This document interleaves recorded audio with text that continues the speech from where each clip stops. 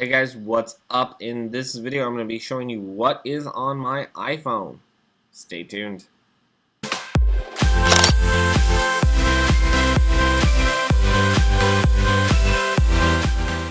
Okay, it is that time again where I go through every app on my iPhone, tell you the apps that I use on a frequent basis, and give you my recommendations for apps that you might want to check out for yourself.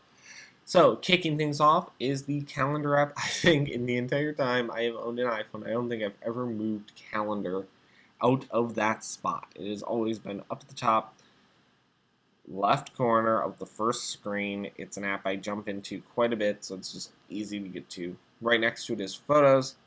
Again, I jump into it very often, so it's just easy one-tap access. Then we have my photography folder. Now notice this is not including photos because again, one-tap access into photos, but I do have Camera, Camera Plus, and Photoshop Fix. I will be doing a review of Photoshop Fix here fairly shortly. It's a very cool app. It's brand new to Adobe's suite of apps, so I've been testing out and I've got some good experience now with it, so I will be providing a review video of that very shortly. Then we have Clock, which I could probably move into a folder. I don't use it all that often, but for alarms and stuff, it is nice to have one-tap access into that app. Then we have my Maps and Google Maps apps. So Maps obviously is made by Apple, Google Maps, and the reason I keep both is if there is a discrepancy in one, I can just jump over into the other one. I'm not going to start any heat wars. I think Apple Maps has improved a lot since iOS 6. I don't think it's nearly as bad as it was when iOS 6 first came out. I think it's getting better, and I think it's going to continue to get better, so that's why I have not rolled it out yet. I have not land casted it out into the shadows, as some people have. So, then we have Wallet. Don't use it all that often, but I do use it. I have my Kroger Plus card, my Chipotle offer, which is actually expired. Really easy to come in here. I can delete anything that I don't need anymore. Walgreens, Apple Store, yeah. Really quick, really easy to use that app. I think most people know what that is. Let me the App Store. I browse that store frequently enough and am constantly downloading new apps to experiment and try out. Then Settings. I think most people know what settings are. It's just your basic phone settings. Then my Evernote app folder. That is where my Evernote app lives in Scannable by Evernote. I use both of those apps frequently. Yeah, they just live in that folder. Then my LastPass folder. I use LastPass as my password manager. Just both of their apps, I keep them in a folder so I know where they are. If you're not using the password manager, this is the point where I'm going to tell you use password manager. It will save your bacon on many, many, many occasions. Then my social folder. This is where Facebook, Pages, Tweetbot, and Periscope live. I think out of all of these, I use Facebook the most. Second place would probably be Pages. And then Tweetbot and Periscope are very rarely used, if at all. Then my YouTube folder. This is YouTube and my YouTube Studio app. Entertainment has Netflix and Hulu. I'm a subscriber to both of these services, so I keep both apps in this entertainment folder for easy access to both. Then music, I think you all know what that is. Scanner Pro, which they have now updated. It now includes OCR, optical character recognition, so it is really cool. I have not had a chance to test it out yet, but I've heard that from people that have used it, it is really cool. If you have bought Scanner Pro in the past, it is a free update in the App Store. Definitely go update your app to the newest version. It is definitely worth the update. Then my business folder, this is where I keep all of my apps that I need to communicate with people. I've been thinking about renaming this to communications, it's essentially my Constant Contact apps in there. So Constant Contact, Check-in, and My Library, all of them are Constant Contact based applications. They just live in that folder.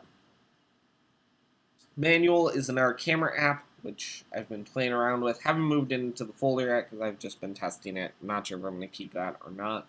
Prismo has been my OCR app for many, many years, though it might get bumped by Scanner Pro if I like the settings inside Scanner Pro. It's going to be very hard to top, but Scanner Pro does do a very good job. Or, I'm sorry, not Scanner Pro.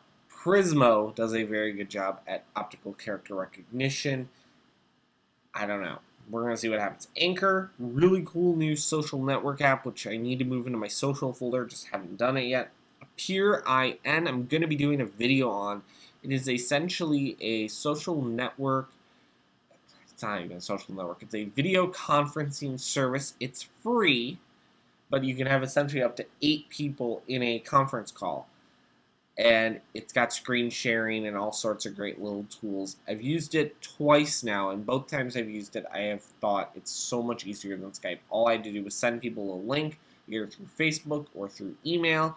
They clicked the link, they were brought into the room, and we had a video conference. And what you can do is you can actually register your URL, the end of your URL, so you're the only one that can use it. So it's really cool. AP Remote is an app that works with AirParrot, which is a service I use to be able to wirelessly mirror my Mac onto my Apple TV. It also works with Windows. You can mirror your Windows screen onto your Apple TV as well. Baby Monitor, I know you might think that's a little weird. I don't have kids. Full disclosure, don't have kids. So why do I have a baby monitor? I have that app because I have a dog who gets into a lot of trouble when we are not home. So it is a way that I can actually use that as a spy cam, because what's cool about this baby monitor is it will work when you're not on Wi-Fi. A lot of these baby monitor apps require you to be on Wi-Fi to be able to use them. This one will allow me to tap into the cameras even if I'm on LTE. It is, I think the app is like $3 or something, and the ability to do it over data is free once you've purchased the app. So, yeah. What do you have to lose? Deliveries is the app I use to track deliveries when I have ordered stuff and I'm tracking packages. It works amazing, and I love that I don't have to remember all of the tracking IDs. I enter them in there, it keeps track of them all, and it does a great job. Uber Conference, have not used it in forever. It works very well. Just haven't had a chance to really use it in a long time. I might kill it because, like I said, I just haven't used it in a long time. I've been using Appear IN for so long now.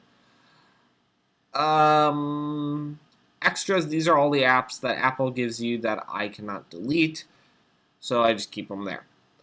GoToWebinar, I keep it on here because I still attend webinars that use GoToWebinar. If you're still using GoToWebinar, shame on you. Seriously consider using Google Hangouts. It's so much better. But if I attend webinars, I still have to use the app for GoToWebinar webinars. MailChimp is MailChimp because I do manage a MailChimp account for certain aspects, so I still have the app on here. DirecTV, I'm a DirecTV customer, so it's how I can watch DirecTV on my phone for free. Messenger needs to move in my social folder, but yeah, it's the Facebook Messenger app. Remote is how I control my Apple TV, because I am notorious for losing the actual Apple TV remote, so yeah. DPoint is a DVC point calculator. It will calculate the amount of points needed for any particular Disney Vacation Club vacation. DVC calculator is essentially the same thing. The only difference is the DVC calculator app will not only give you the point value, but it will also give you the windows for both the 11-month, the 7-month, the 30-day and the 60-day windows and the 180-day window. So it adds a calendar functionality that I quite like. Camcard is my business card scanning app of choice. Yes, Evernote can do it. However, Evernote, it also, I'm not as big of a fan as the Evernote one, mainly because it uses LinkedIn integration, and I don't use LinkedIn, so I don't see the need for that one as much. I love Camcard. I'd been using it before Evernote had business card integration, so I just keep using that. QR reader, it's for scanning QR codes or barcodes when I see them. Dropbox, I think we all know what Dropbox is. Body Space is an app I use when I'm at the gym. It's got some workouts in there, and it's great for tracking the weight you do and how many reps you do per set. So, it's a really good app. Keyring is you get all those loyalty cards or affinity cards. This keeps them all in one place. I just show my phone to the cashier. They can scan it with their scanners, and it works really well. So like if I tap on this one, this is my gym membership right here. All I have to do is scan that barcode, and I'm in. I don't have to carry around the actual tags anymore. So really good app. And Keyring, by the way, free. Definitely go download it. Kingdoms is a game. It's like one of two games that I keep on here. Really fun game. It's made by Disney, so what the hell. Temple Run, great game. I love those games where you just kind of zone out and it's just tapping and swiping the screen, and Temple Run is one of those games. It's brainless for me. So there's obviously no point to the game other than just running away from the mutant freaks, but Drop Task, I just did a video on Drop Task, and if you want to check that video out, click the link in the description, and it will take you to that video. Whiteboard, we did a video on as well. I will have another link to that one in the video description. It's another task management app, just like Drop Task. They both work extremely well. Definitely check them out. Both videos are in the video description below. AnyMeeting, it's another meeting app that I have used in the past. I'm probably going to kill it because I really have been digging that Appear.in. Yeah. Redbox is Redbox if you want to reserve movies and whatnot. It's easy to do it right from the phone. My Disney Experience, or the Disney World app, or the Disney World app, I can open it up for you here. It's just, when you're in the parks, it's really easy to be able to use this park. They just updated this app, and I'm really excited about the biggest update they made is you're now going to be able to book additional fast passes with the app. It has been long overdue.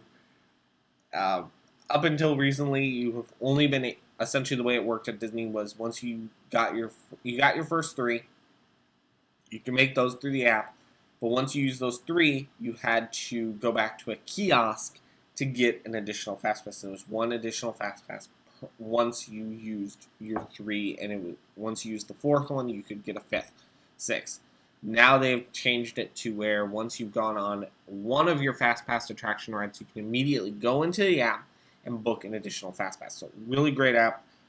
Very excited about the updates they've recently just made. Stickbot.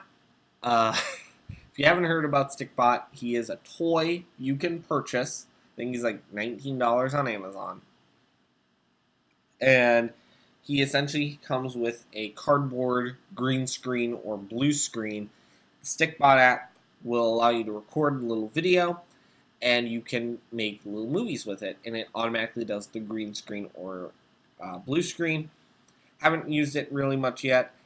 It looks really cool. I don't have Stickbot here to show you.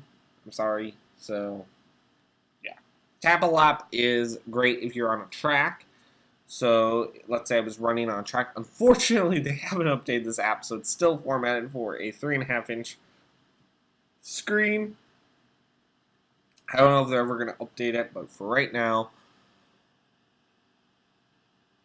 what I would do is I would set that to 0, and you would set 9, and then you would hit ready, and it would start tracking your laps. And it's just like the name says, every time you complete a lap, you tap the screen, it counts the lap. So that is Tap a Lap Pandora. I think we all know what Pandora is. I'm not going to launch it.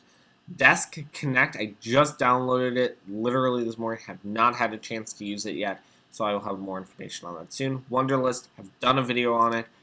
Check that video out if you want more information on Wunderlist. PDF Expert, we are going to do a video on. It's a professional PDF, I want to say viewer, but it's more than just a viewer. It also allows you to edit PDFs, and it does quite a bit. And then Goodreader, I think we've done a review on Goodreader. If we have, I'll put a video to it. If not, I will definitely make sure to make one.